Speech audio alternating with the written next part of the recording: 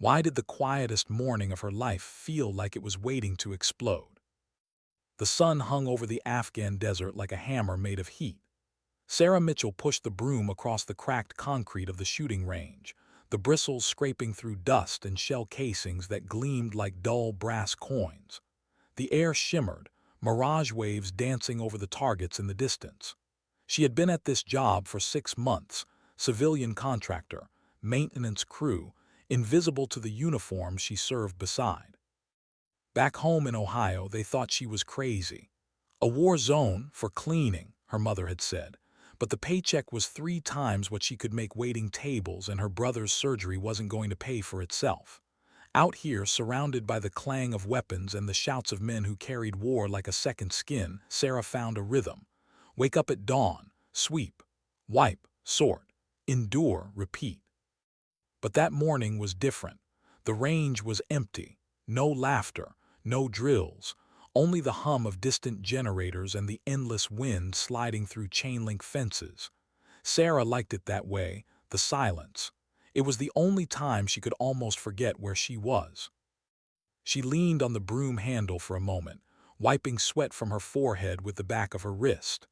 A few stray casings clinked into the metal bucket at her feet. She was humming, softly, to no one, something from back home, something her mother used to play on old vinyl. Then she heard the crunch of boots on gravel.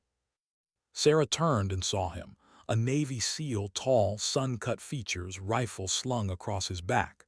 Lieutenant Commander Hayes. Everyone knew the name. Everyone watched when he walked past. He wasn't the type who needed to raise his voice to command attention. His silence did the work. "Morning, ma'am," he said, with the easy politeness that made her forget for half a second how dangerous a man like him really was. "Morning," she replied, stepping aside as he set his gear down on the firing line. She had seen him train before, every motion deliberate, every check mechanical but somehow graceful. His sniper rifle looked like something out of another world, matte black, with glass optics that caught the sunlight and flared like a warning.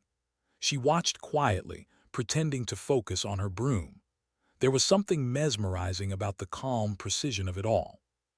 Hayes loaded a magazine, settled behind the rifle, and fired. The crack tore the air apart, echoing off the walls of the compound.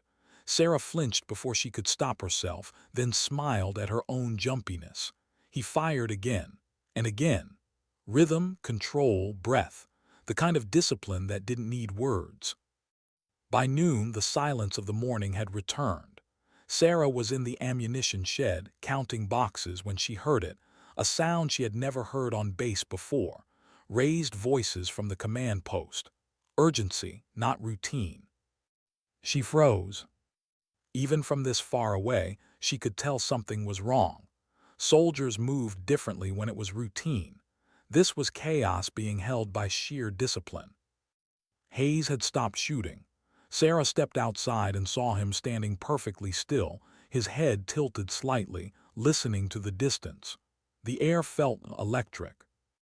Then she heard it, popping sounds, faint but sharp, carried by the wind.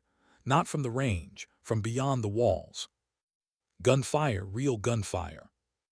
Her stomach dropped. Hayes moved instantly, pulling his radio from his vest.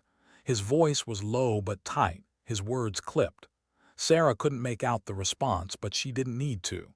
She could see the tension harden his features, like steel cooling into shape. The alarm went off a moment later. That wailing siren she'd only heard during drills. Except drills didn't make her chest tighten like this. Drills didn't shake the ground. Someone shouted, "Incoming." The sound that followed wasn't a gun, it was an explosion. Distant, but close enough to make the ground jump beneath her feet. Hayes grabbed his gear and ran, not toward safety, but toward the perimeter. Sarah stood frozen, the box of ammunition slipping from her shaking hands. People burst out of buildings around her, soldiers shouting orders, sprinting for positions. Somewhere inside her, instinct screamed, "Move," but her legs felt bolted to the ground. Then another explosion. Closer. The blast wave punched through the air, slapping her ears. Dust rained down from the shed's ceiling. She dropped to her knees.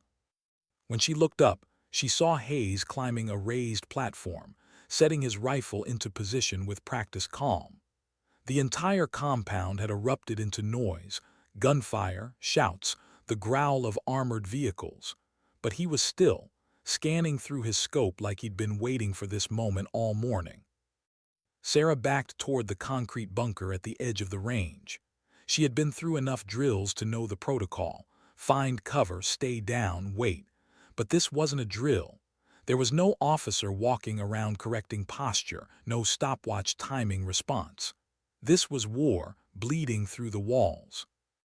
The air thickened with dust and the metallic smell of gunfire. Sarah ducked inside the bunker, her heart pounding so hard it hurt. From the narrow slit in the wall, she could still see Hayes, calm, calculating, adjusting his aim. For a moment, she forgot her fear and just watched him work. His shots were slow, methodical. While other soldiers fired in bursts, wasting ammo on panic, he waited, then fired once, each shot deliberate. Then she saw them, shapes moving beyond the outer wall. Figures too many. The defenders at the gate were firing nonstop, but the wave kept coming. This wasn't random, it was a coordinated assault. A whistle cut the air, another mortar round. Sarah pressed herself against the bunker wall as the explosion hit somewhere inside the compound. The shockwave tore through her chest, the world reduced to sound and dust. When her vision cleared, she saw Hayes looking directly at her. Through smoke and chaos, their eyes met. He pointed toward the bunker she was hiding in. Then he moved, fast, low, zigzagging through the open range under a hail of gunfire. She couldn't believe it. He was coming straight for her. "Stay down," someone shouted, but she couldn't even tell who. Hayes slid against the bunker wall outside, breathing hard. His voice was steady when he spoke into the radio, issuing short commands. East wall breached, casualties heavy, reinforcements needed. Then he turned to her. His gray eyes were sharp, but behind them was something human, calculation mixed with quiet understanding. And then he did something that would change everything. He unslung his sniper rifle and held it out toward her. Sarah blinked. What are you doing?" "Take it," he said. She shook her head, backing away. I can't." "You can," Hayes interrupted. "Listen to me. The eastern perimeter's collapsing. We need every shooter we have. I've seen you. You watch, you learn, you know more than you think." "I'm not a soldier," she whispered. "Doesn't matter," he said. "You've got eyes and you've got guts. That's all that counts right now." He pressed the rifle into her trembling hands. The metal was warm, alive, heavy. Hayes showed her the basics in 30 seconds that would feel like a lifetime later. How to chamber, how to sight, how to breathe. "Point, breathe, squeeze," he said. "You'll see the approach from the platform. If they get through there, everyone dies. Don't think, just do."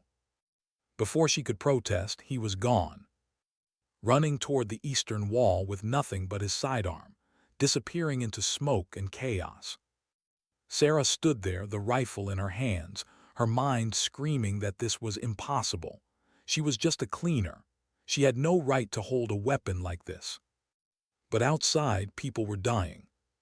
She climbed onto the platform, the rifle dragging her arms down with its weight. From up here, the world looked unreal, like a movie set gone mad. Dust, fire, and movement. Through the scope, the desert jumped into focus. The magnification made it feel too close, too intimate. She could see the terrain beyond the wall, the rocks and brush that hid enemies. Her finger hovered above the trigger. She couldn't do it. Then she saw him, a figure crouching low, an assault rifle in his hands, moving toward the wall. No uniform, no insignia. Her heart stuttered. This was it, the choice. She remembered Hayes' words, "Don't think, just do." But how do you stop thinking when your mind is filled with the image of another human being through a crosshair? He moved closer. In seconds, he'd have a clean shot at the defenders below. Sarah swallowed hard. She thought of Private Johnson, who always smiled when she passed, the cook who kept her extra bread rolls, Hayes running into the smoke. She steadied her breath, inhale, exhale, half hold, just like she'd heard instructors say. Then she squeezed the trigger. The recoil slammed into her shoulder. The sound was deafening, the echo of it swallowed by the chaos below. Through the scope the man fell. Sarah froze. Her body felt hollow, like the bullet had taken something from her too. She had just killed someone. The thought hit her harder than the recoil ever could. Her stomach turned, but then movement, two more figures, jerked her back into focus. She chambered another round, hands trembling, fired again, missed. They scattered. She cursed under her breath, forced herself to steady, to breathe. A memory surfaced, the way soldiers taught rookies on the range: don't chase shots, wait for them to come to you. Sarah waited. When one of them peeked around a boulder, she fired. The shot caught him in the shoulder, spinning him back. The second man vanished behind cover. Sarah's hands moved automatically now, reloading, adjusting, scanning. And for the first time since the attack began, she wasn't frozen. She wasn't just reacting, she was fighting back. Below, chaos continued. The compound roared with defiance. Somewhere, Hayes' voice crackled over the radio, commanding, directing, holding the line. But up here in the heat and dust, Sarah Mitchell from Ohio was alone, with a rifle she barely understood, defending lives she could never forget. And deep inside, something she didn't recognize began to wake. Not courage exactly, something quieter, harder, the knowledge that she was no longer who she had been that morning. The broom was gone, the fear was. But she would hold the line anyway. Because someone had trusted her too. What does courage feel like when you don't know you have it until it's too late to run? The barrel smoked faintly. Sarah's shoulder ached from the rifle's kick. The heat pressed down like a weight, but she didn't move. She couldn't. If she stopped watching through that scope, the wall would die. Below her, the compound was chaos made human.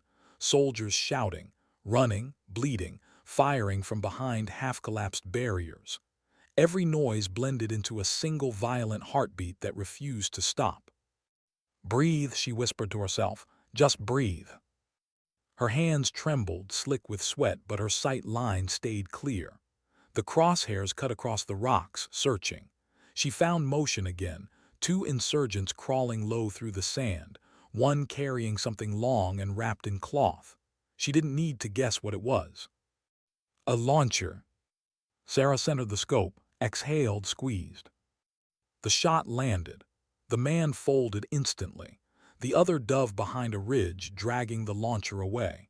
Her second round missed, throwing dust inches from his head. He vanished into the haze, but the launcher stayed where it fell. Sarah lowered her head, exhaling hard. Her heart was a hammer.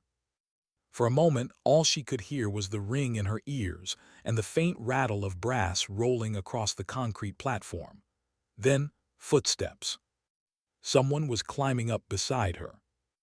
A Marine, barely more than a kid, his face streaked with soot and blood. His left arm was useless, hanging by his vest strap, but his good hand clutched an M4. "Ma'am," he panted, "you the one covering this sector?" She nodded, unable to form words. "Then I'm your backup." He dropped beside her, propped the rifle on the edge, and started firing single, calm bursts. His precision steadied her. Each shot was clean, efficient, disciplined. Sarah followed his rhythm, her sniper fire punctuating his bursts. Together they created a pattern, untrained, instinct syncing with hardened discipline. For the first time since the alarm, she didn't feel completely alone. Minutes passed like years. The gunfire beyond the wall thinned, then flared again as another wave tried to push through. She saw one man raise a signal flag, something primitive, desperate, a call for the rest to surge. "Down!" the Marine shouted. The wall in front of them erupted as a mortar shell slammed into the earth. The platform rocked violently. Dust blinded them. Sarah coughed, eyes stinging. When the smoke cleared, the Marine was still there, alive, barely. Blood trickled down his cheek, but he was grinning like he couldn't quite believe it. "You okay?" he asked. "I think so," she said, though her voice shook. He nodded, reloaded with his good hand and his teeth, then went right back to firing. That stubborn refusal to quit lit something inside her. She matched him shot for shot until her magazine ran dry. When the attackers finally broke and fell back into the rocks, the silence that followed didn't feel peaceful. It was heavy, watchful. The Marine glanced at her. "You held it," he said, almost in awe.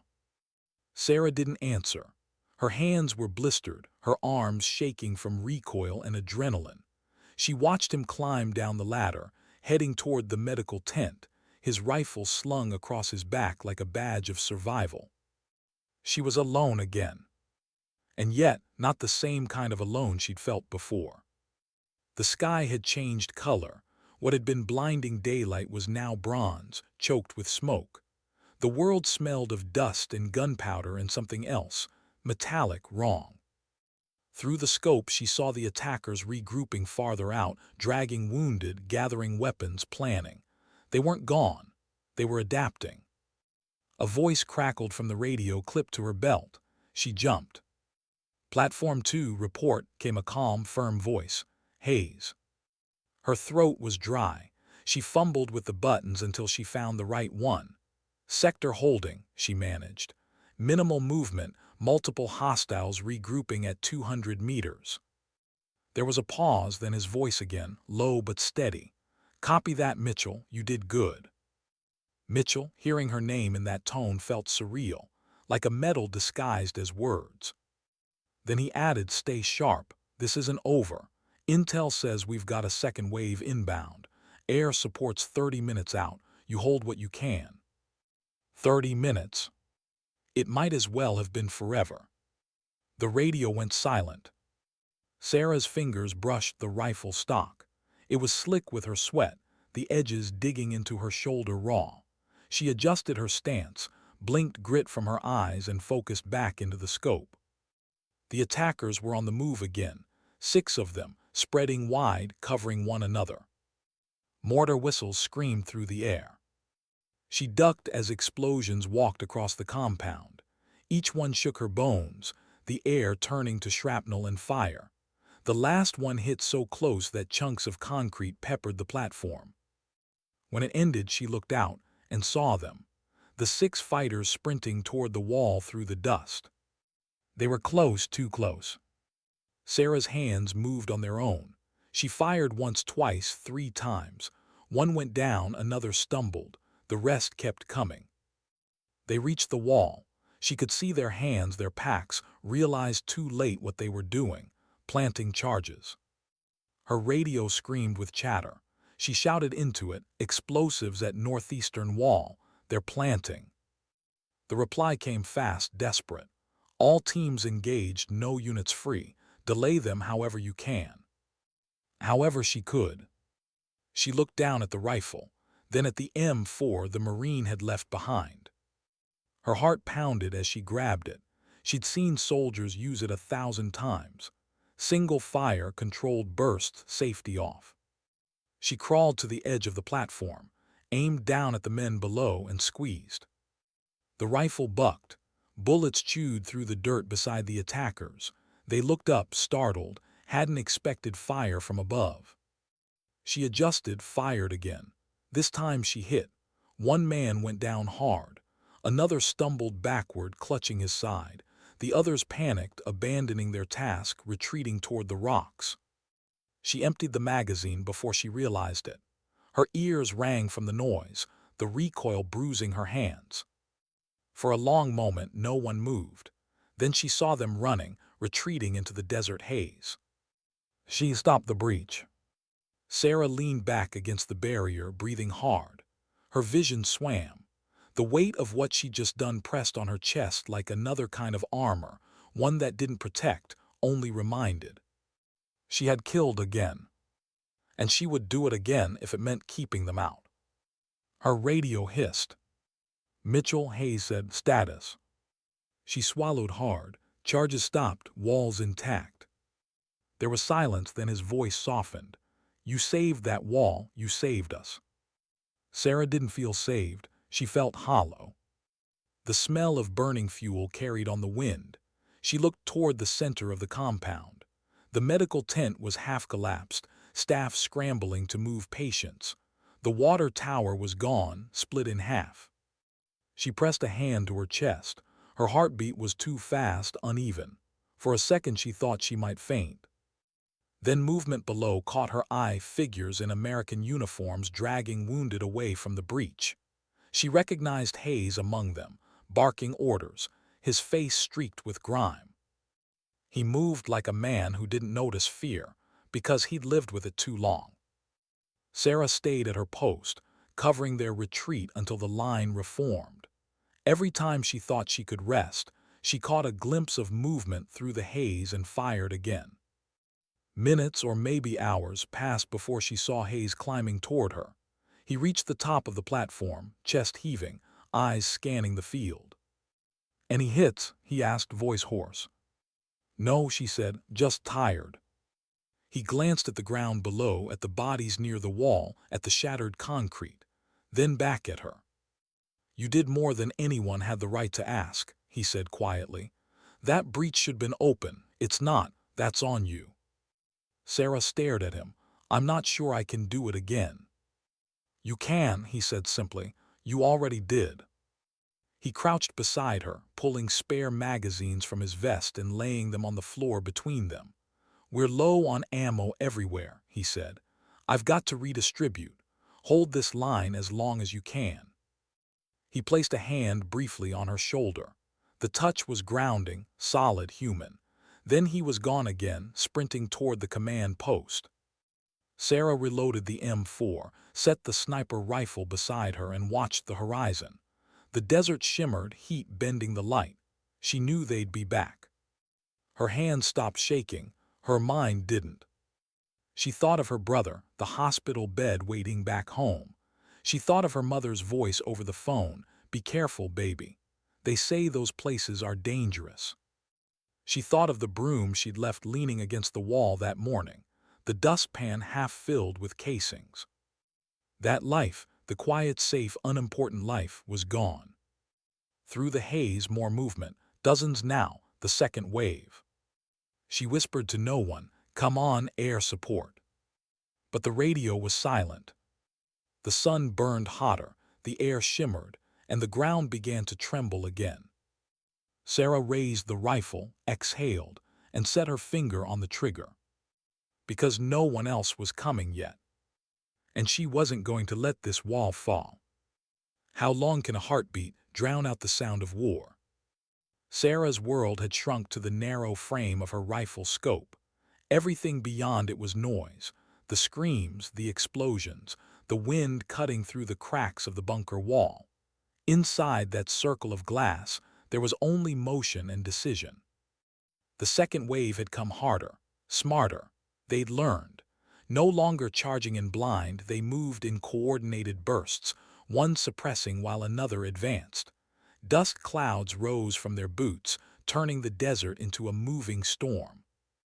The platform rattled from the impact of distant mortar blasts. Every tremor crawled up Sarah's legs. She tasted grit in her teeth. "Come on," she whispered to herself, adjusting the scope. Her voice barely carried over the constant roar.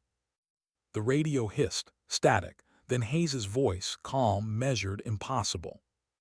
"Mitchell, hold your fire unless you have a clean shot. Ammo's critical." "Copy," she whispered. Her magazine was half empty already. She counted every round as if it were years of her life. Each one meant one more breath, one more heartbeat for the people behind her. Through the scope she saw an insurgent crawling with a long pack. She fired, missed by inches, adjusted, fired again. This time the target dropped.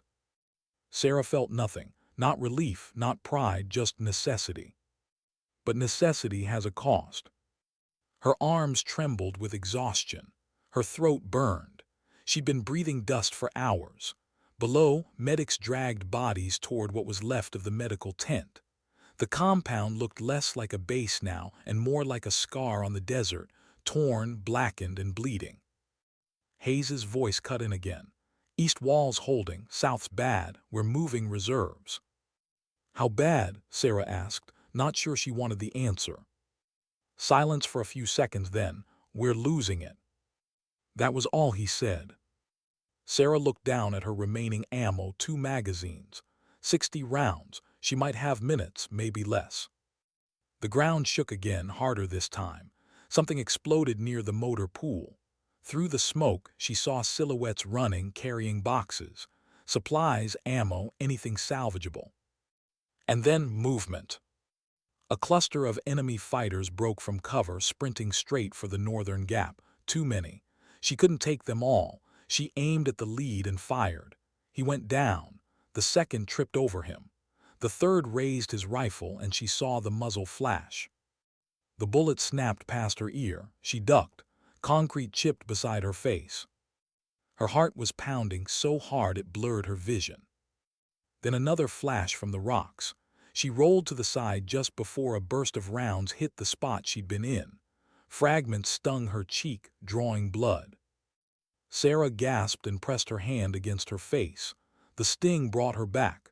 Fear tried to climb her spine again, but she forced it down. She rose back into position, slower this time, patient. Waited for the glint of movement. There. A helmet. She aimed, breath squeezed. The man dropped. Another replaced him. She kept firing. And then silence. The kind that made your ears ring louder than noise ever could. Sarah lifted her head. The immediate wave was gone. But the smoke still rose, and in that silence came new sounds. Sobbing, groans, the soft radio clicks of soldiers too tired to shout. Her throat tightened. Through the dust she could see one of the supply trucks burning. Its tires melted into the sand. A body lay half under it. She couldn't tell if it was friend or foe. She looked away. The radio crackled again. Hayes's tone had changed. Quieter, grimmer. Mitchell, listen. We're almost out of ammunition everywhere. We're prioritizing defensive choke points. Stay put until I say move. Copy. She hesitated, then pressed the button. Copy, but I don't have much left either. We'll get through it, he said. Air's 20 minutes out. 20. Sarah almost laughed, but it came out as a dry cough. Roger that. She could hear in his voice the same thing she felt.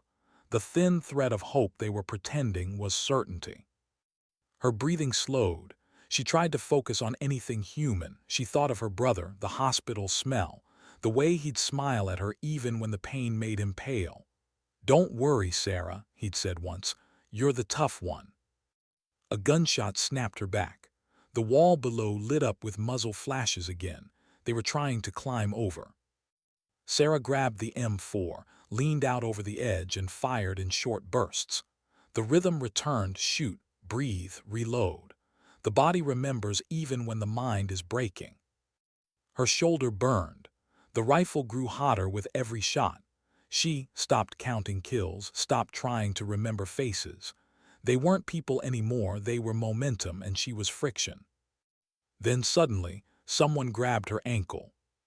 Sarah almost screamed, whipping the rifle around, until she saw Hayes.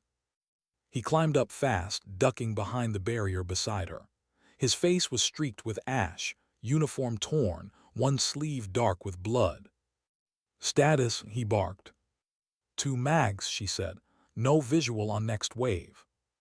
He nodded, eyes scanning the horizon. The gray of his irises caught the light like cold metal. They'll hit again, he murmured. They know we're dry. Then what? She asked. Then we hold anyway. She stared at him. You can't hold empty. Hayes looked at her. You'd be surprised what people can hold when there's nothing left. He smiled faintly, half grim, half human. Then he pressed a spare radio into her hand. If this goes south, you call in our position. Don't wait for me. She shook her head. You're not. He cut her off. Do it, Mitchell. You've already done more than anyone should have to. She wanted to say something, anything, but words failed. Hayes jumped back down, heading toward the command post. Sarah turned back to the scope. The desert rippled with heat, hiding movement until it was almost too late. Her radio came alive again, fragmented voices, panic rising. South wall breach, multiple hostiles inside the compound. Her blood ran cold. She shifted her aim, scanning the inner perimeter. And then she saw them, enemy fighters spilling through a gap near the motor pool, firing into the base. Hayes's voice thundered through the comms. All units fall back to secondary positions.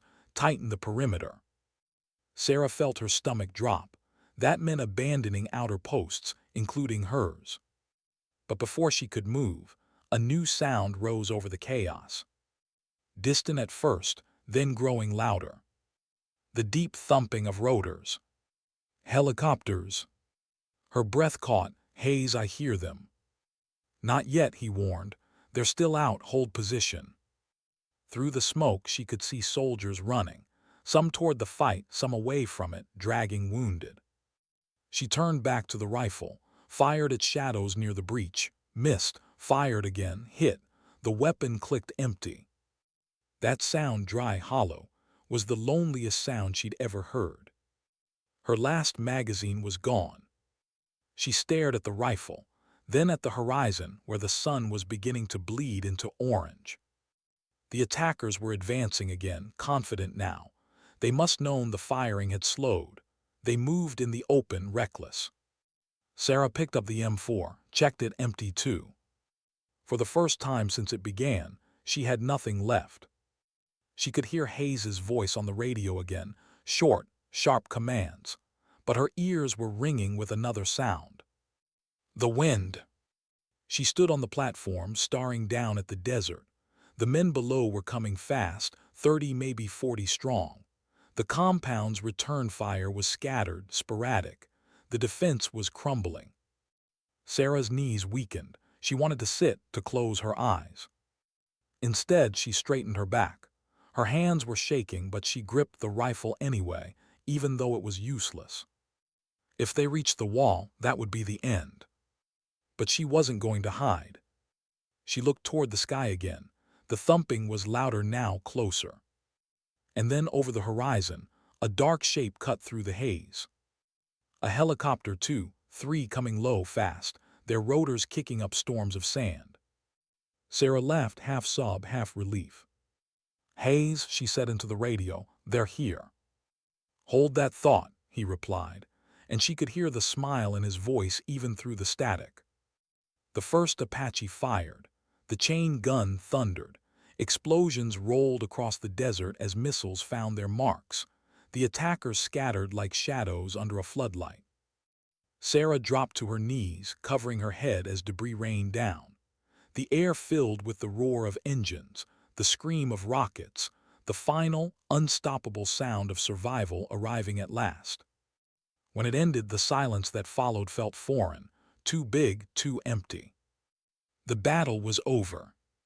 Sarah stayed where she was, breathing shallowly. Her whole body trembled. When she finally dared to look up, the horizon was clear. The enemy gone. Only smoke and sunlight remained. Hayes appeared at the base of the platform, looking up at her. His uniform was torn, eyes bloodshot, but when he saw she was still alive, his shoulders dropped. Relief looked strange on his face. He climbed up beside her and sat down, back to the barrier. Neither spoke. They watched the sky, the helicopters circling like guardians. After a long time, Hayes said quietly, "You did it." Sarah didn't answer. She just stared at the rifle lying between them, silent, black, still warm from the fight, and wondered what kind of person she'd become. What happens when the shooting stops, but the sound never leaves you? The battlefield had gone quiet, but the quiet didn't feel real. It felt borrowed, fragile, like glass stretched too thin. Sarah stayed kneeling on the platform long after the gunfire ended. The air still shimmered from the heat of spent rounds, smoke drifting in lazy curls from blackened craters. Every breath scraped her lungs like sandpaper. She could still hear echoes, phantom cracks of rifles, the echo of a mortar that had already fallen hours ago. Her body was slow to understand that the danger was gone. Her mind refused to. When she finally stood, her knees almost gave out. The rifle lay at her feet, the metal scorched, the barrel lined with dust. She bent down, fingers brushing over it like she was afraid it would vanish if she let go. It was strange how something so heavy could feel lighter than the weight pressing on her chest. Down below, the compound looked like a battlefield from an old photo. Vehicles charred to skeletons, walls fractured, medics moving among wounded men whose faces were as pale as the dust. The smell was unforgettable. Oil, blood, burned rubber, gunpowder, all fused into something uniquely human. Hayes climbed up the platform. His movements were slower now, deliberate, like every step carried the memory of what they'd survived. When he reached her, he said nothing at first, just looked. His gray eyes were rimmed red, exhaustion etched deep in his face. "You okay?" he finally asked. Sarah wanted to answer, but the word okay felt ridiculous. There wasn't a word for what she felt. Not fear, not relief, something in between, hollow and sharp at the same time. "I'm standing," she said at last. "That's enough for now," he replied softly. They stayed there in silence, watching smoke drift into a sky that looked almost peaceful again.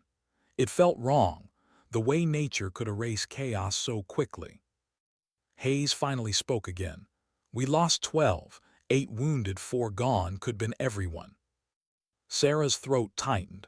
4. She didn't know who yet. Maybe faces she'd passed every morning. Maybe people who had smiled at her without knowing her name. He turned to her, his tone changing, steady, deliberate. "You held the wall, Mitchell. Without you, this whole place would folded. You bought us time until the birds arrived. You saved lives." She shook her head. "I just did what you told me." Hayes's voice was quiet, almost gentle. "That's more than most people could done." Sarah looked down at the rifle again, at the scratches on its surface, at her fingerprints in the grime. "I killed people," she said, her voice cracking. "I watched them fall. I can still see them." He didn't interrupt. He just listened, eyes steady. "It doesn't feel like saving lives," she whispered. "It feels like ending them." Hayes let the silence stretch before answering. "It always feels like that the first time.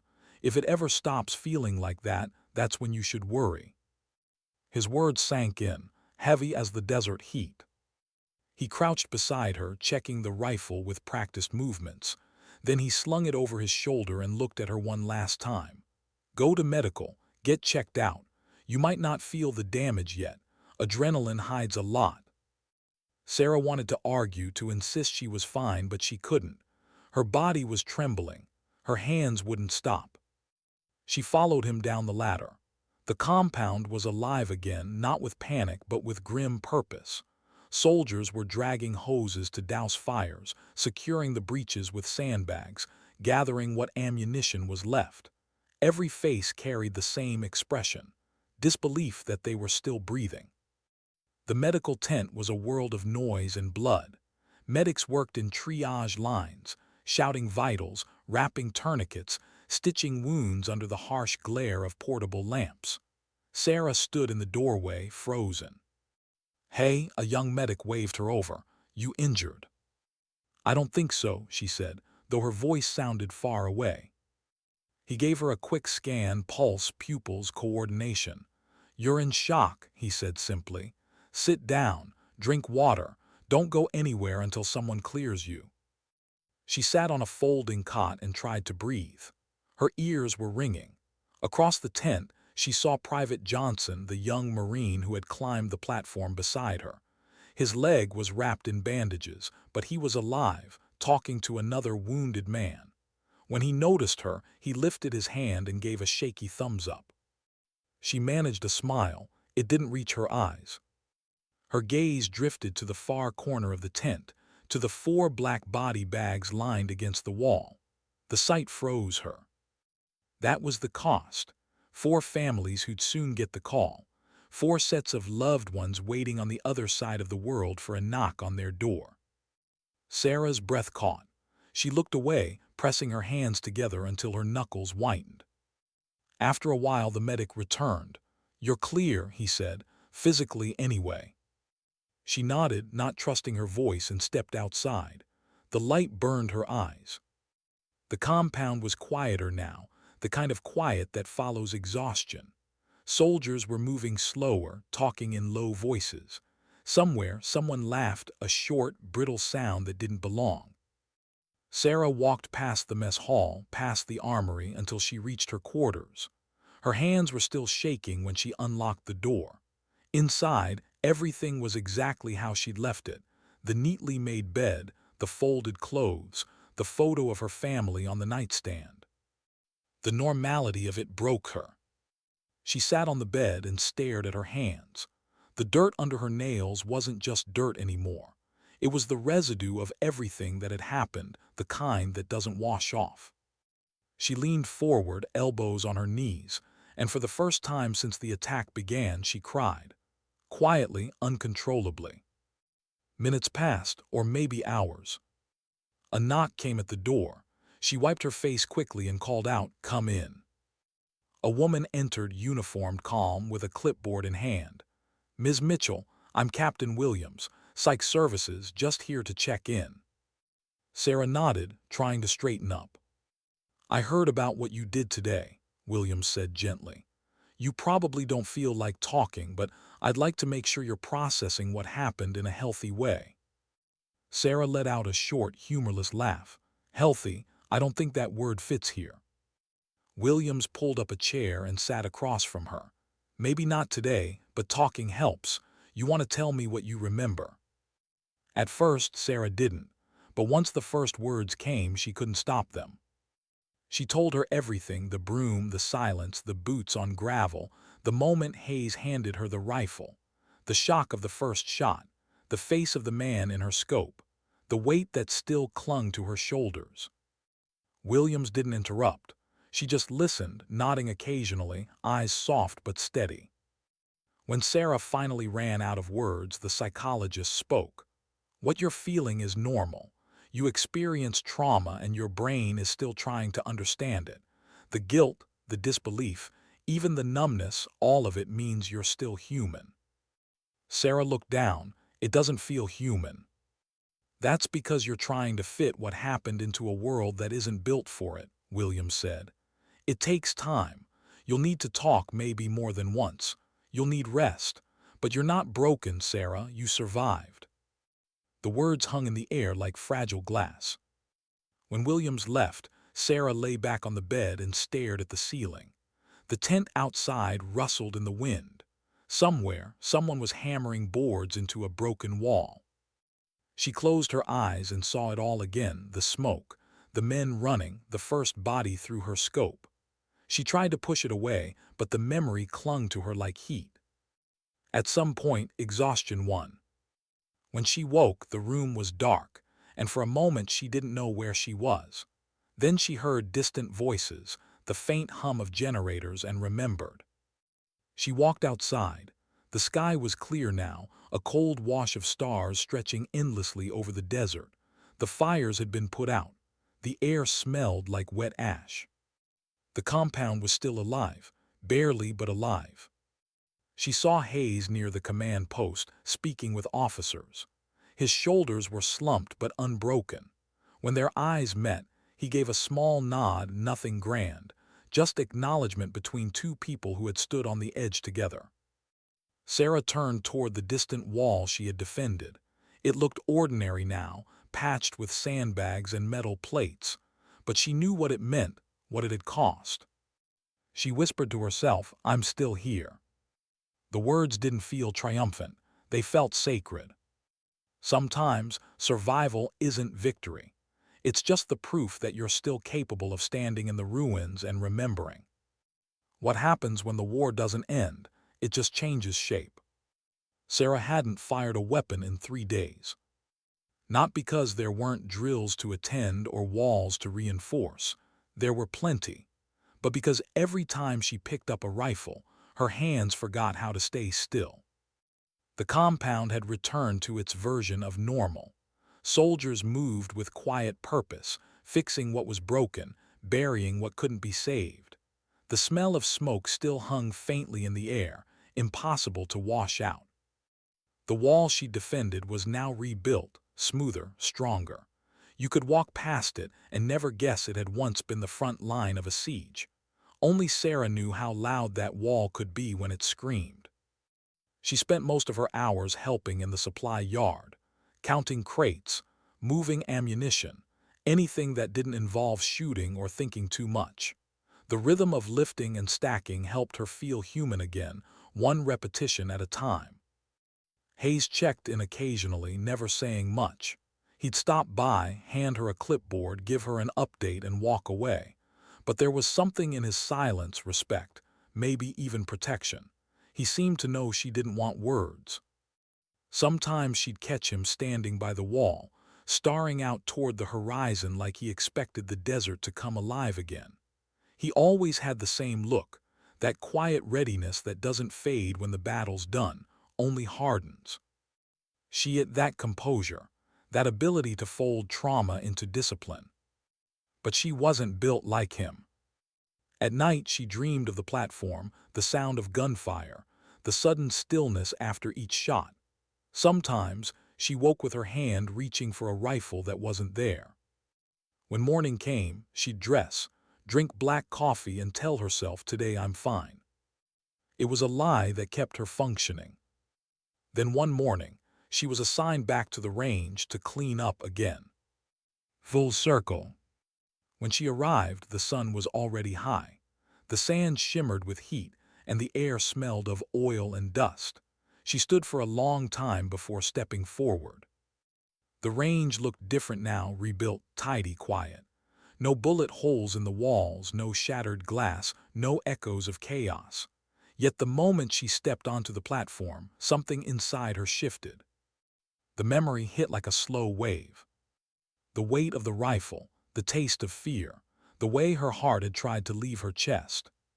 She dropped the broom and sat on the concrete, elbows on her knees, staring at the horizon.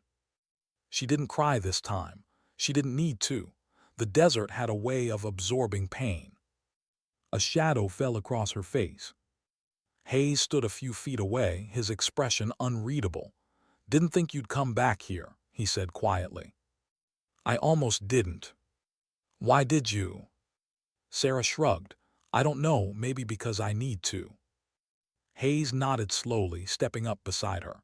For a while, neither spoke.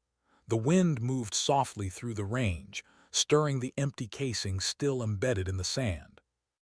Finally, he said, "You ever think about what happens after all this?"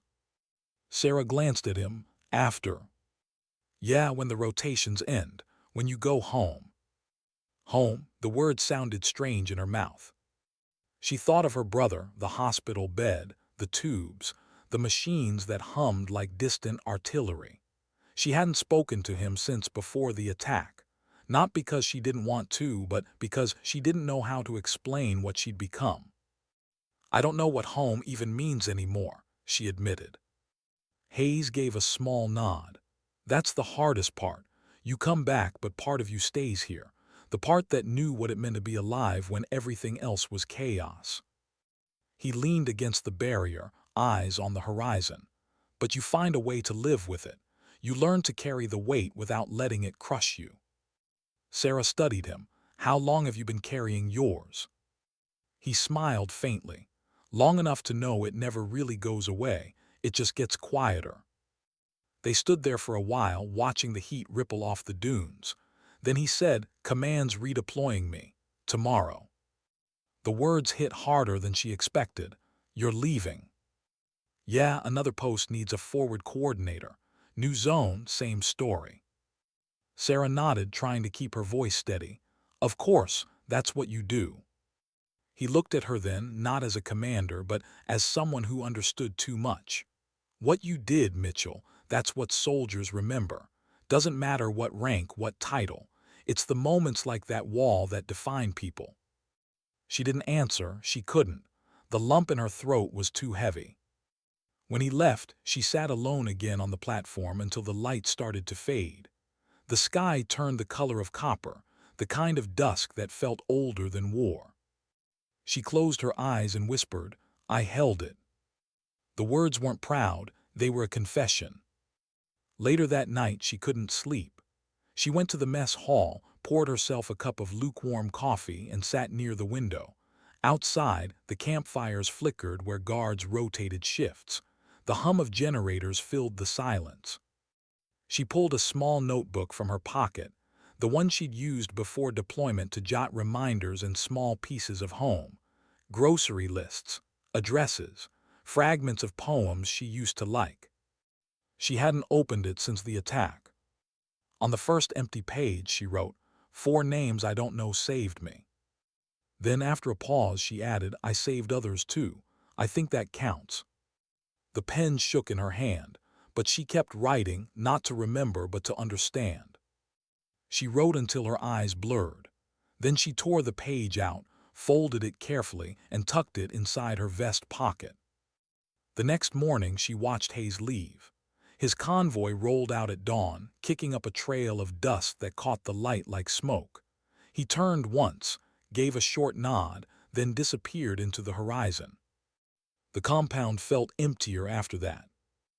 Days turned into a rhythm again: patrols, maintenance, mail calls, short silences between long duties. The radio was quieter. No alarms, no gunfire, just wind and duty and waiting. Sometimes she walked past the new recruits and caught them whispering about her. "That's her," one would say, "the one who held the wall." She never corrected them. She didn't want to be a story. But one evening, when she was heading back to her quarters, a young corporal stopped her. Barely 20, nervous eyes, holding a maintenance wrench like a weapon.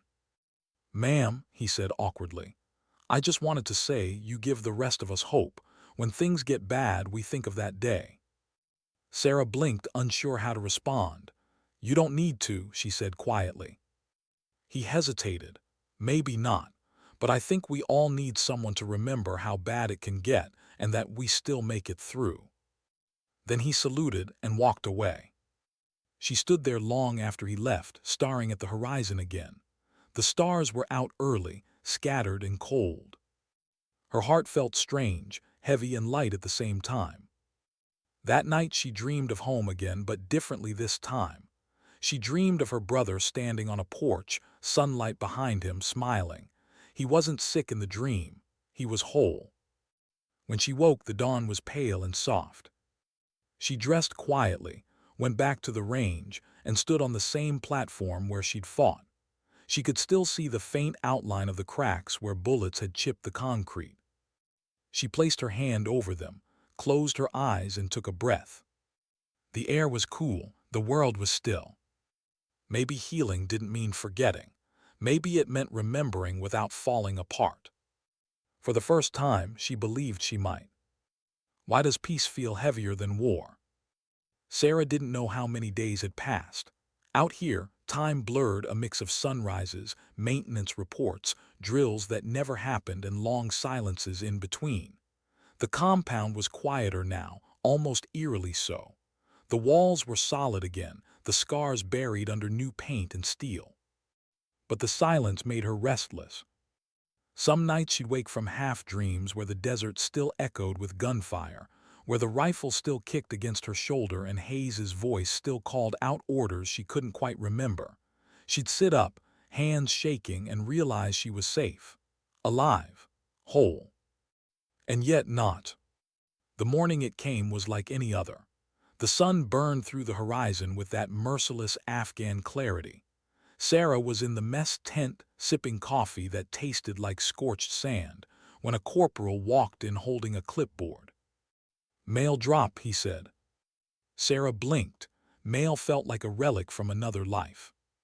He called out names, and soldiers raised their hands or grinned tiredly. When he reached Mitchell, she didn't react at first. It had been months since anyone had said her name in a tone that wasn't professional or clipped. He handed her a small envelope, creased, the corners softened from travel. Her heart tripped. The handwriting was familiar. She turned it over and her breath caught. It was from her brother. She hesitated for a long moment before opening it. The paper was thin, smudged slightly, and smelled faintly of antiseptic, the kind that lingered in hospital air. "Hey, Sarah," it began. She had to stop reading after that single line. Her throat tightened too much. She wiped her eyes, exhaled, and tried again. "They say I might walk again. The doctors aren't sure, but they sound hopeful. Guess stubbornness runs in the family. Mom says she prays for you every night. I told her you don't need prayers, you need peace. And I hope, wherever you are, you find it. I saw a news report about your unit. They didn't name you, but they said a female service member helped defend an entire compound against overwhelming odds. I don't know if that was you, but if it was, I'm proud of you. I always was. When you come home, we'll sit on the porch again. No noise, no sand, no alarms, just quiet, the good kind. Your kid brother always." The letter trembled in her hands. She read it twice, then folded it carefully, pressing the creases flat. For the first time in months, she smiled. Not the polite kind she'd been giving medics or commanders, but a real one. Small, fragile, human. That night she went out to the range again. The stars were out, sharp and endless. She sat on the same concrete ledge where she'd once fought, the wind cold against her face. She whispered, "He's getting better," saying it aloud made it real. She almost believed that would be enough, that she could finally breathe again.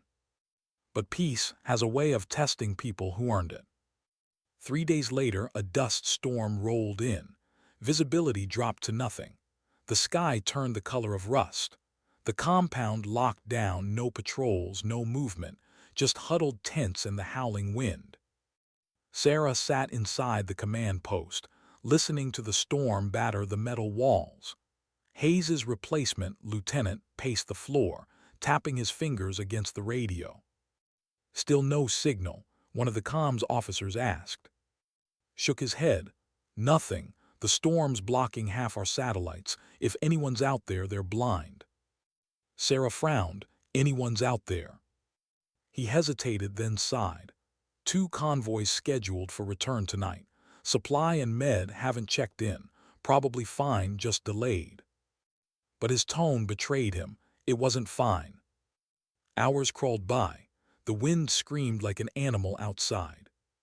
Then faintly static. The radio cracked to life, a broken voice cutting through. "Mayday, this is Convoy 2, under fire coordinates." The signal vanished into static again. Cursed, slamming the desk. "We can't triangulate through this storm." Sarah stood. "You said under fire." He nodded grimly. "Ambushed, maybe. Probably insurgents using the storm for cover." The words hit her like cold water. The storm wasn't just weather. It was a shield for them. "We can't send anyone out blind," continued. "No visibility, no comms. They'll have to hold till morning." Sarah stared at him. "They won't make it till morning." He turned to her sharp. "That's not your call." "No," she said quietly, "but it's someone's life." For a long moment, the room was silent except for the wind. Then she turned, grabbed her gear from the wall, and started checking her rifle. Mitchell barked, "Stand down, that's an order." She paused, looked him dead in the eye. "Respectfully, sir, you can court-martial me tomorrow." And before anyone could stop her, she walked out into the storm. The desert was alive, not with noise but with motion. The wind tore at her face, sand stinging like needles. Her goggles fogged instantly. Every few steps she had to stop, recalibrate. She moved by instinct, compass, terrain memory, and the faint red glint of emergency flares in the distance. Her radio hissed with static. She kept trying anyway. "Convoy 2, this is Mitchell. Say position. Repeat position." Nothing. The storm howled louder, trying to drown her out. Then faintly she saw movement ahead, shapes in the storm. A flicker of headlights dying, she crouched low, moving closer. 2 trucks, one overturned, the other riddled with holes. Bodies in the sand. Her breath caught. She scanned through the scope, two alive, crawling toward the wreckage. Sarah didn't hesitate. She sprinted forward, ducking behind the overturned vehicle. One of the soldiers looked up, eyes wide behind his goggles. "They're still out there," he shouted over the wind. "How many?" she yelled back. "3, maybe 4, moving between dunes."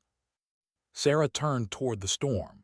Through the shifting veil of sand, she caught flashes of motion, muzzle glints, silhouettes. They were closing in. She dropped to one knee, bracing the rifle. The wind made aiming nearly impossible. She exhaled, fired, missed, adjusted, fired again. A figure dropped. Another flashed to her left. She rolled aside just before a bullet hissed past her. The soldier beside her screamed, grazed but alive. Sarah crawled up beside him, ripped a tourniquet from her pack and wrapped it tight around his leg. "Stay down, you're going home." He nodded, teeth clenched. She reloaded, sand grinding in the chamber. Her hands were bleeding now from the recoil. Every shot echoed inside her skull, louder than thunder. The last 2 hostiles broke cover, sprinting toward the trucks. Sarah fired once, one fell. The other kept coming. She could see his face now, young, terrified, but too far gone to stop. He raised his rifle. Click. Her weapon jammed. Time froze. Sarah ducked, grabbing the sidearm from the fallen soldier beside her. The attacker fired, the bullet grazed her shoulder. Pain bloomed white-hot. She steadied her aim, ignored the wind, and fired once. He dropped instantly. The world went still again. Only the wind moved. Sarah's heart was a drum in her throat. She sat back against the truck, blood mixing with sand. Her breath came in short bursts. One of the wounded soldiers was watching her. "You came alone?" he asked weakly. She nodded. "Someone had to." "Why?" She didn't answer. She didn't need to. In the distance, the storm began to fade, the sky shifting from rust to gray. Through the thinning dust, headlights appeared, reinforcements from the base. Sarah exhaled, lowering the pistol. The convoy had survived because someone didn't wait for orders. When the trucks reached them, medics poured out, shouting, grabbing the wounded. One of them ran to her, eyes widening at the blood on her arm. "You need help." Sarah shook her head. "Later, get them first." As they loaded the last of the injured, Lieutenant approached, his face unreadable under his helmet. "You disobeyed direct command," he said flatly. "I know." He looked past her, at the survivors being lifted into the trucks, at the bodies they were leaving behind. His jaw tightened. Then he said, "Sometimes disobedience saves lives." Sarah nodded once. Sometimes it's just the only thing left to do. As the vehicles rolled back toward the base, the sun finally broke through the clouds, golden light cutting across the dunes. Sarah sat in the back of a transport truck, her arm bandaged, wind whipping through the open hatch. She looked down at the letter in her pocket, fingers tracing the creases. "You don't need prayers, you need peace." She smiled faintly. "Peace, huh?" she murmured. "Guess I'll find it on the way." What do you do when they call you a hero, but all you feel is tired?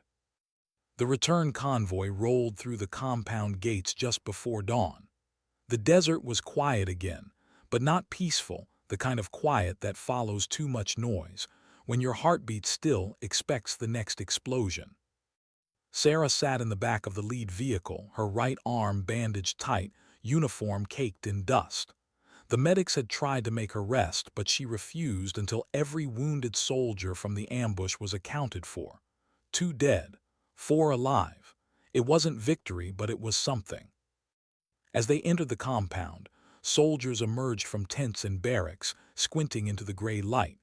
When they saw her, some clapped, some nodded, others just stared, that silent, uncertain look reserved for people who done something both extraordinary and terrifying. Sarah didn't meet their eyes. She stepped down from the truck, boots crunching over gravel, and walked straight toward the med bay.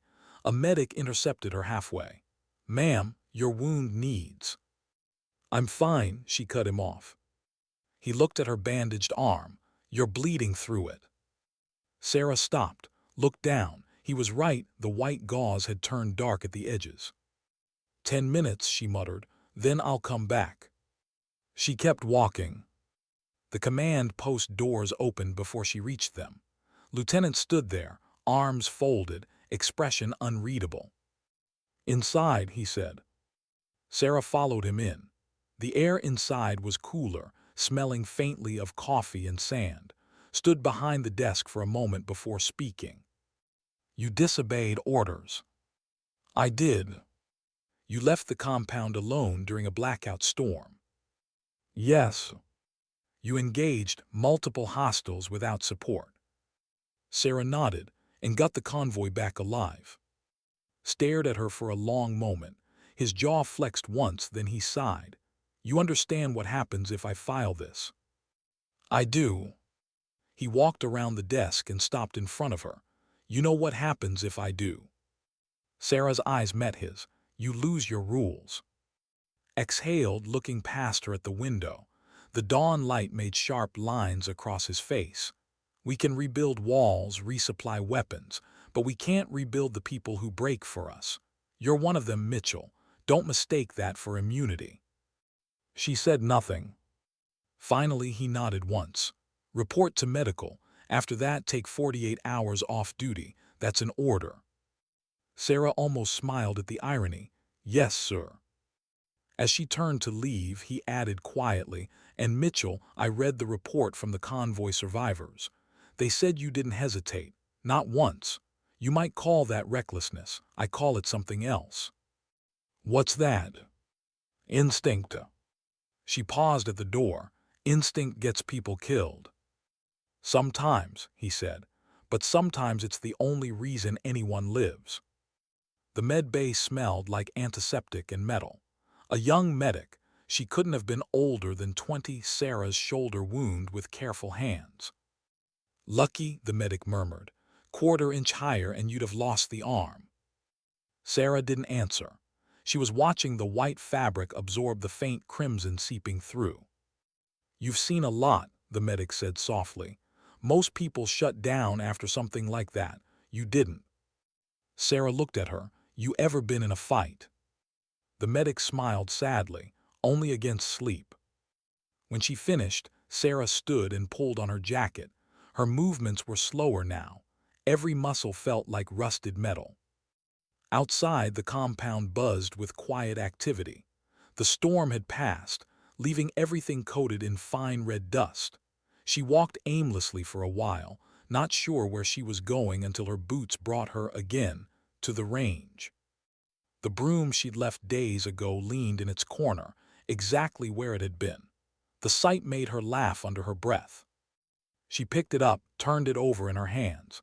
The same tool, the same place, but she wasn't the same person. She started sweeping, not because anyone asked her to, but because the sound of the bristles against the concrete steadied her. The rhythm gave her mind something to hold on to. Each stroke felt like penance, small, simple, human. After a while she heard footsteps. She didn't turn. His voice came from behind her. "You know, people are starting to talk about you." "Good or bad?" He shrugged. "Depends who you ask. Half think you're reckless. Half think you're the reason they're still breathing." "And you?" He hesitated. "I think you remind me of the ones who never fit in the manual." She smiled faintly. "That's not comforting." "It's not meant to be." He walked beside her, watching her work. "Command, recommending you for commendation. Medal of Valor." Sarah froze mid-motion. "For what?" "Disobeying an order." "For saving lives." She shook her head. "I don't want it." "Why not?" "Because it doesn't bring them back," she said quietly. Studied her for a moment. "You think medals are for the dead." She didn't answer. "They're not," he said. "They're for the living, to remember what survival costs." He turned to leave but stopped at the door. "You earned it whether you want it or not. Don't mistake guilt for humility." When he was gone, Sarah set the broom down and leaned against the wall. His words hung in the air like smoke. Don't mistake guilt for humility. That night she couldn't sleep again. The letter from her brother lay on the table, creased from being opened too many times. She unfolded it and read the last line over and over. The good kind of quiet. She closed her eyes. She'd forgotten what that felt like. 2 days later, the base held a small formation ceremony. Not the kind with music or photographers, just soldiers standing in the sand, their boots leaving shallow prints. Called her name. Sarah stepped forward, the wind tugging at her sleeves. He pinned the small silver medal to her uniform. The medal caught the sunlight briefly before dulling again. For courage under fire, he said formally, and for actions beyond the call of duty. Applause rippled through the ranks, hesitant at first, then stronger. Sarah nodded once, then stepped back into line. She didn't feel brave. She didn't feel like anything at all. Later, when the formation broke and the others drifted away, she stayed behind, staring at the medal. It wasn't the weight that bothered her. It was the shine, how wrong it looked against the dust. She walked to the shooting range again, sat down on the same ledge, and placed the medal beside her. The desert wind brushed against her hair. She whispered, "You would laugh at this, Hayes." She imagined his voice answering, calm, sardonic. No one laughs at survival. Sarah smiled sadly. "I think you would." The sky turned gold, then red, then purple, the colors of endings. A voice came from behind her, permission to sit. It was the young corporal from before, the one who had told her she gave the others hope. "Yeah," she said softly. He sat beside her, legs dangling off the ledge. For a while neither spoke. Then he said, "I heard you saved the convoy." "News travels fast," she murmured. "You don't get it, ma'am. People need that story. The storm, the rescue, it reminds us that someone out there won't quit. Not ever." Sarah looked at him. "Don't build heroes out of people who are just trying to live." He smiled faintly. "Maybe that's what heroes are." They sat in silence again, the wind carrying the faint hum of generators across the compound. When he left, she picked up the medal, turned it in her hand, and tucked it into her pocket instead of pinning it back. She looked out at the horizon, endless, shifting, unknowable. Peace wasn't coming, not really, but maybe that wasn't the point. Maybe peace wasn't something you waited for. Maybe it was something you earned in moments between storms. And as the night crept in, Sarah whispered to herself, "I'm still here." The wind answered softly, carrying the sound away. How do you come home from a place that never really lets you leave? The plane landed just after sunrise. The windows glowed with that pale gold light that belongs only to early morning, soft, almost forgiving. Sarah sat near the back, uniform pressed, medal tucked deep in her pocket where no one could see it. She hadn't worn it once. Not at the ceremony. Not on the flight. Not through customs where they asked her where she'd been and she said deployment in a voice that made them look away. The air smelled different here. Clean, civilized, unfamiliar. When she stepped out onto the tarmac, the wind was cool, not biting, not filled with sand, just wind. She breathed it in and almost cried. At baggage claim, people were reuniting, laughter, tears, arms wrapping tight around uniforms. Someone shouted, "Welcome home," and the crowd clapped. Sarah stood still. No one was waiting for her. And somehow that was easier. She rented a car and drove for hours. The city turned to suburbs, the suburbs to long stretches of highway lined with fields. Every few miles, she'd catch herself scanning rooftops, checking mirrors, habits that wouldn't die. When she finally pulled up in front of her mother's house, the world went very still. The same old white porch, the same swing creaking in the wind, the same front steps she and used to race up as kids. Her heart thudded like she was about to enter combat again. She got out, stood for a moment at the edge of the driveway, and then the door opened. Her mother stood there, smaller than she remembered, gray streaks in her hair, eyes wide and wet. For a heartbeat, neither of them moved. Then her mother crossed the porch, hands trembling, and pulled her into an embrace that said everything words couldn't. Sarah held on like it was the only thing keeping her upright. When they finally stepped inside, the house smelled like coffee and rain. The walls were lined with photos, most old, a few new. One showed in a rehab clinic, sitting in a wheelchair, smiling like someone who'd learned to forgive the world for breaking him. Her mother touched her arm. "He's in the garden," she whispered. Sarah hesitated at the back door. The sunlight beyond the glass looked too gentle for what she carried inside her, but she went anyway. Was sitting among the tomato plants, dirt on his hands, braces gleaming in the light. He looked up when he heard the door. For a moment, neither of them spoke. Then he smiled. "You took your time." Sarah laughed through a cracked breath. Someone had to keep the world turning. He motioned to the chair beside him. She sat, the smell of soil and green leaves wrapping around them. For the first time in what felt like forever, she could hear birds instead of engines. "How's the leg?" she asked. He patted the brace. "Getting there. They say I'll be walking on my own by Christmas." "That's good." "And you?" he asked quietly. Sarah didn't know how to answer, so she said the only thing that felt true. "I'm learning to be back." He nodded, like he understood more than she'd said. "Mom told me about the medal." She sighed. "I didn't tell her not to." "You kept it." "Yeah." She pulled it from her pocket, the metal glinting faintly. "Doesn't feel like mine, though." Studied it, then her face. "It's not about feeling like yours. It's about reminding you that you made it through." Sarah turned the medal over in her palm. "Feels like it belongs to the ones who didn't." He shook his head. "They wouldn't want it, they'd want you to live."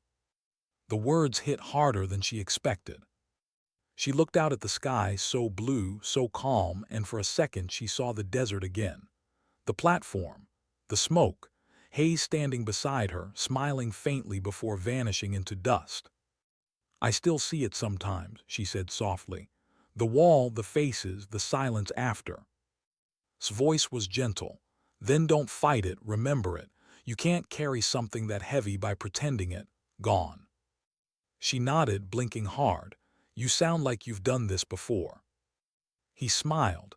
"Maybe I just learned faster. You always needed the long road." They sat there until the light began to fade, the day stretching quietly between them. Later, after dinner, after her mother had cried again and then laughed over nothing at all, Sarah went to her old room. Everything was the same. Posters on the wall, a cracked mirror, a small model plane on the shelf. She touched it gently. So much of her life felt paused here, like she'd stepped out for a moment and forgotten to come back. She sat on the bed and pulled out the small notebook she'd carried through the deployment. She opened it to the page she'd written in the mess hall, the one that said, "I saved others too. I think that counts." She added a line beneath it, "And maybe saving yourself counts too." She closed the book. Weeks passed. The rhythms of civilian life returned slowly, mornings with coffee, afternoons helping with therapy, evenings walking through the quiet town where people smiled without suspicion. She stopped waking up from nightmares as often. The sound of helicopters still made her heart race, but she could breathe through it now. One afternoon, she visited the local shooting range, not to fire, just to watch. The smell of oil and metal hit her like. A young woman at the far end was struggling with her rifle, hands shaking with nerves. Sarah walked over. "Mind if I show you something?" The girl looked up, startled, then nodded. Sarah adjusted her stance, guided her grip, showed her how to breathe between heartbeats. The girl's next shot hit dead center. She smiled, relieved. "That felt different," she said. Sarah nodded. "It always does when you stop fighting yourself." The girl turned. "You a soldier or something?" Sarah smiled faintly. "Used to be." When she left, the sun was low, painting the world gold again, the same color it had been that day in the desert when the helicopters came. But this time, the light didn't feel harsh. It felt earned. That evening, Sarah sat on the porch beside. The sky burned orange at the edges, softening into twilight. He handed her a cup of tea. "You ever think you'll go back?" She shook her head. "No, I gave enough." "Do you miss it?" "Sometimes," she admitted. "Not the war, just the clarity, the way every second mattered." He nodded. "And now?" "Now," she said softly, "I'm learning that peace matters too." They sat in silence. The wind moved gently through the trees, carrying the smell of earth and rain. Sarah reached into her pocket, pulled out the metal, and set it on the porch rail. The metal caught the last bit of sunlight and glowed faintly before dark. "I used to think strength meant fighting," she said quietly. "Now I think it means knowing when to stop." Looked at her eyes soft. "And did you?" She smiled, the kind that comes from deep inside, the kind that doesn't need to prove anything anymore.